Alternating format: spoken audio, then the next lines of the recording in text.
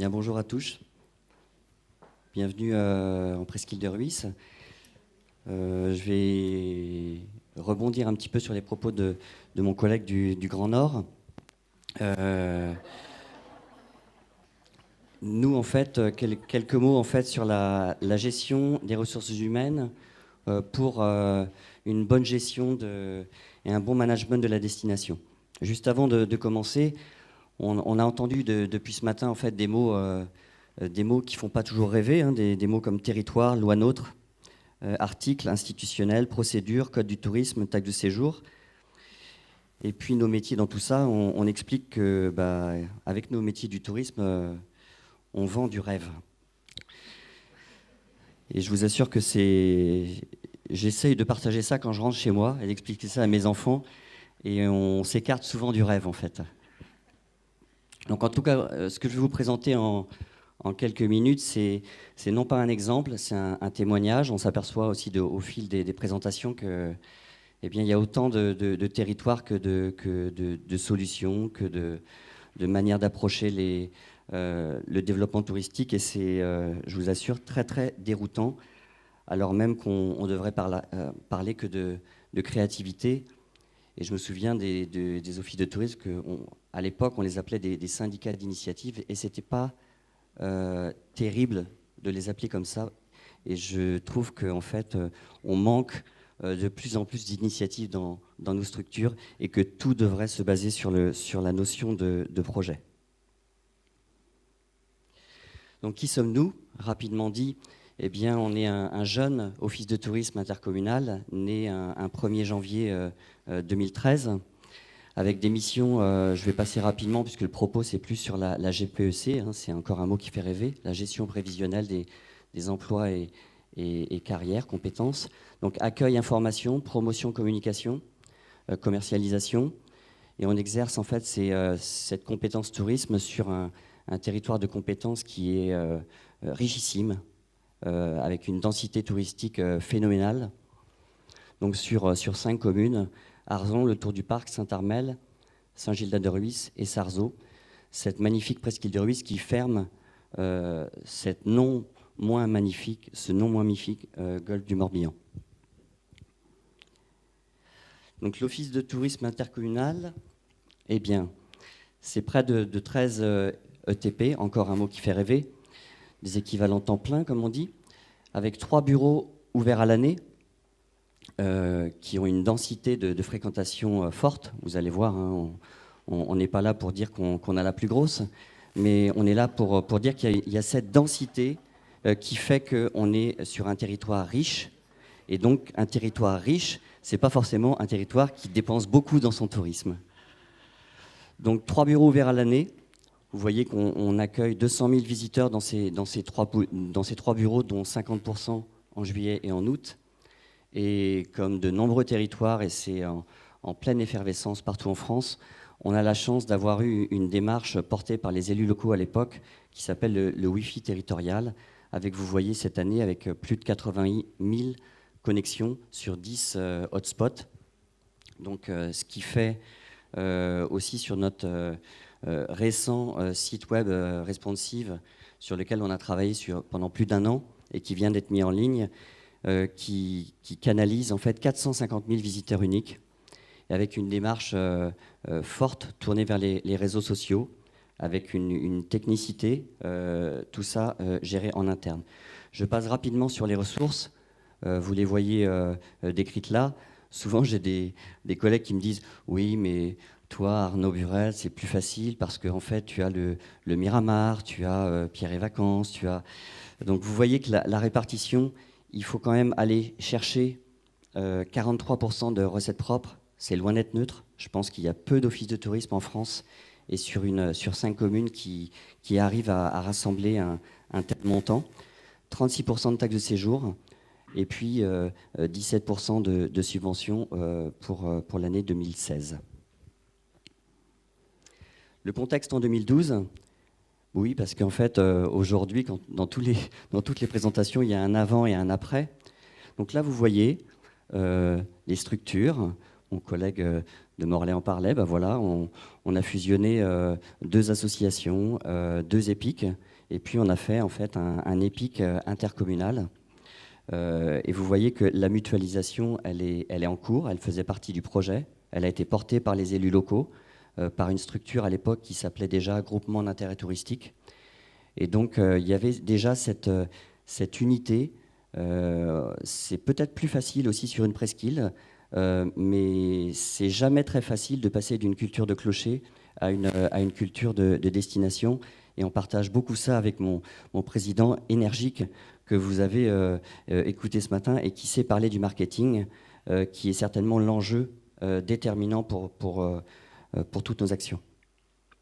Donc la GPEC, eh bien, on l'a intégrée dès le début de la création de l'OTI, dardard, comme on dit, à fond la caisse, sans perdre de temps. J'ai moi-même en fait suivi cette formation. Je suis arrivé en mai 2013 et j'ai fait cette formation dès septembre 2013 avec le concours d'ailleurs d'OTB de notre fédération. Donc l'idée c'était de voir les évolutions de comportement en interne et puis on n'en parle pas assez. Je pense que ça va faire partie aussi de la qualité des nouvelles structures qui vont accoucher des actions sur des périmètres différents. Mais si on ne parle pas des humains, des hommes et des femmes dans les structures, on fera une très très grosse erreur parce que c'est bien eux qui sont à l'exécution, qui sont en fait à l'initiative, qui sont à la créativité. Et en tout cas, moi j'y consacre beaucoup d'énergie et de temps. Donc voilà, prévoir, développer, voilà les mots forts d'une GPEC. Et puis les enjeux, eh bien, c'est ce qu'a décrit aussi Morlaix, c'est l'évolution des missions de base, évidemment les évolutions structurelles, les évolutions conjoncturelles, on en vit des dramatiques et qui ont en fait une répercussion sur nos vies, sur nos structures et sur nos destinations. Et puis enfin, évidemment, ce bouleversement qui a été évoqué ce matin, c'est même plus un bouleversement, c'est une révolution que l'on vit certainement depuis plus de 10 ans. Et on a un fâcheux problème en France, c'est qu'en fait, dès qu'il y a une nouvelle technologie, on se dit qu'on prendra le train après. Et là, on s'aperçoit que, eh bien, on a pris le TGV en fait en cours. Et c'est pas très évident pour nos fonctionnements à l'heure en fait où on fusionne des nouvelles structures avec des nouvelles pratiques de fonctionnement. J'ai remis en fait ces 4 slides que j'ai pas inventés, mais en fait c'est les 4 slides que j'ai présentés quand je suis arrivé ici en presqu'île de Rhuys après 12 ans de bons et loyaux services à Saint-Quay-Portrieux. Donc j'ai bien aimé en fait ce travail qui avait été réalisé par la fédération du Limousin. Il y avait hier, aujourd'hui, demain si on ne fait rien et demain en bougeant. Et ma première démarche, ça a été de partager ça avec l'équipe, où en fait, évidemment, pas sous la pression, je vous rassure, mais tout le monde a bien compris que fallait bouger, fallait dans une politique de partenariat, une politique qui recentrait en fait l'office de tourisme auprès de ses partenaires et non pas que les partenaires viennent vers nous pour 100 ans encore. Ça, c'est terminé et c'est évidemment très très déroutant puisqu'en fait ça révolutionne tous les métiers de l'accueil. Donc la démarche de GPEC, c'était la GPEC pour la structure, avec toute la force de réunir en fait des élus locaux autour de la stratégie, de l'évaluation en fonction des évolutions technologiques, l'équipe, le personnel, comme on dit aussi, l'organisation, les compétences, avec des plans de formation, des recrutements, les évolutions d'effectifs, et puis la boîte à outils, le moteur, les outils pour parvenir à un bon management de la destination, ce qui a été fait aussi par M. Simon dans le cadre d'un audit. Donc les ressources humaines, on les a mis au cœur et on a considéré que c'était vraiment les bases de la stratégie mutualisation. On n'a pas menti, on l'a fait avec notre cœur à l'ouvrage, avec la sincérité du management. Et puis, évidemment, les incontournables des étapes des ressources humaines, c'est ça qui nous a permis d'arriver assez rapidement, finalement, avec une équipe qui a mouillé le maillot et qui a changé, en fait, ses modes de comportement au travail, ses modes d'organisation. Et ça, ça n'a pas de prix. Donc 2012, Sensation Bretagne m'avait demandé de parcourir rapidement en fait non pas les actions finales, puisqu'en fait on n'est pas là pour vous dire qu'on a telle en fait fréquentation, qu'on a telles actions. On voulait vraiment vous partager avec vous la notion du moteur. Donc 2012, décision de l'EPCI d'adopter la compétence tourisme. Donc, courrier du président de l'EPCI à l'ensemble des salariés qui stipulait la reprise des contrats de travail de l'ensemble des salariés des 4 structures. À l'époque, il y avait 4 structures sur le territoire et des contrats de travail qu'on le reprend en l'état. Ce n'est pas neutre de le faire parce qu'en fait, quand on est dans des fusions, évidemment, on a des salariés qui ne parlent pas toujours, mais on perçoit cette inquiétude. Et cette inquiétude, il ne faut pas en faire un tabou, il faut échanger avec les équipes. Hein, la loi NOTRe, quand on allume la télé, quand on lit le journal, ça parle de régionalisation, ça parle de baisse des dotations, il faut arrêter de considérer que le manager, il est seul au monde et qu'il n'y a que lui qui a la télé et puis les tablettes tactiles et puis qui lit le journal tout seul. Donc en tout cas, ça a été ce qui nous a animés en 2013. Avec l'accompagnement par un cabinet conseil sur l'homogénéisation des contrats de travail. Ça, c'était vraiment la base de cet accompagnement. Ensuite, l'arrivée du directeur qui est en face de vous aujourd'hui. Et tout de suite, et je vous assure que c'était attendu de pied ferme, il y a eu un entretien de 2 heures. Et 2 heures, j'aurais pu mettre un petit peu plus, mais c'était vraiment un travail d'échange et de confiance. La hiérarchisation des priorités, évidemment. Quand on arrive en 2013 et que la structure, elle existe depuis le 1er janvier, eh bien, il y a des inquiétudes. On parle d'avenir, on se demande si on va rester, si on va partir, si on va se faire manger. Enfin, c'est assez naturel. La création d'un guide du partenariat qui a été fait en concertation avec toute l'équipe. Et c'est de là, du main dans le cambouis, qu'on a réussi, par le biais de ce guide du partenariat, à écrire en fait tout le cheminement intellectuel et le cheminement des actions de l'OTI à ce jour. Évidemment, tout ça, ça a été fait en 1 mois et demi. Hein.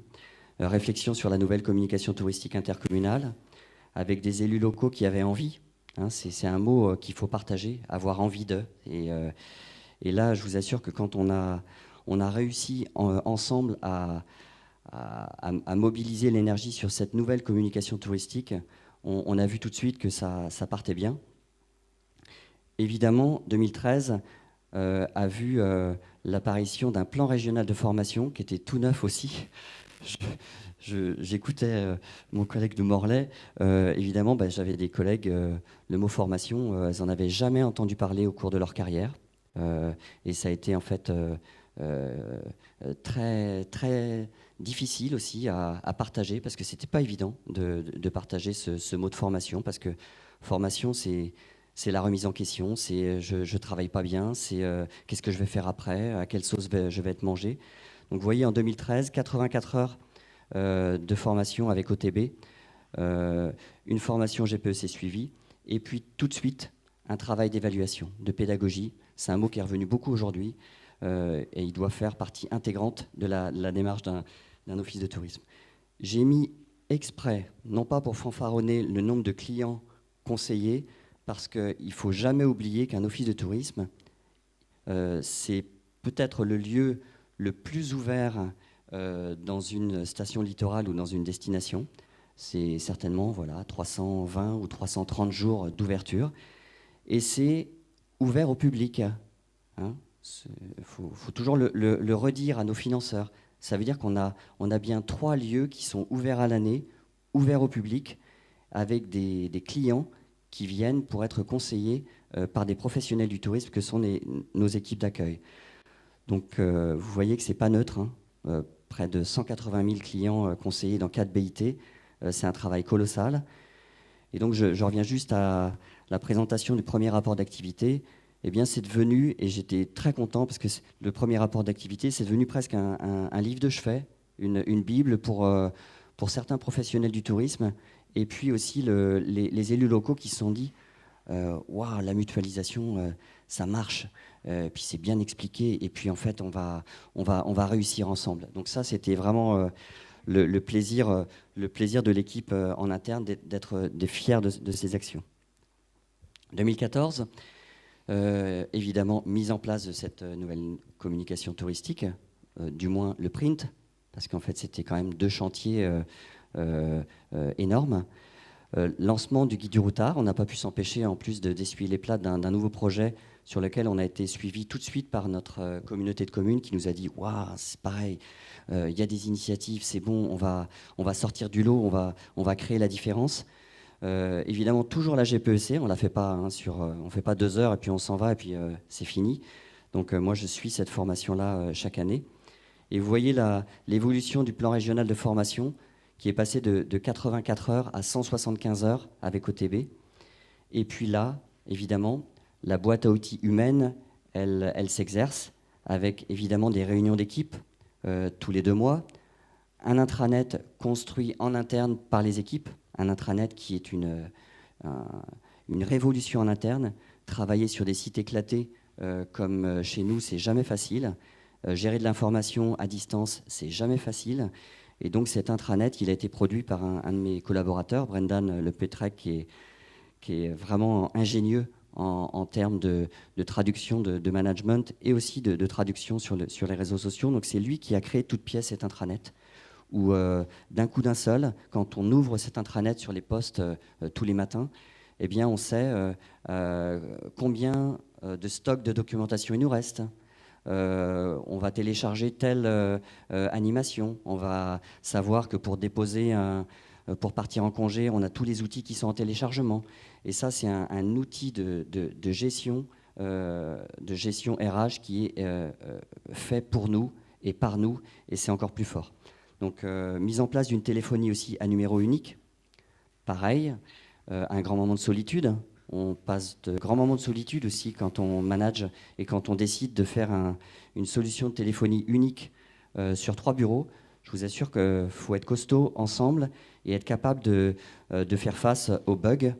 Et vous voyez, on est déjà sur 2016 en train de réfléchir à isoler par le biais peut-être d'un planning de back-office, des temps où on va ne faire que ça. Voilà, répondre au téléphone pour libérer les accueils en termes de conseils physiques. Donc il y a toute une réflexion qui est menée sur 2016 avec des outils, hein, évidemment.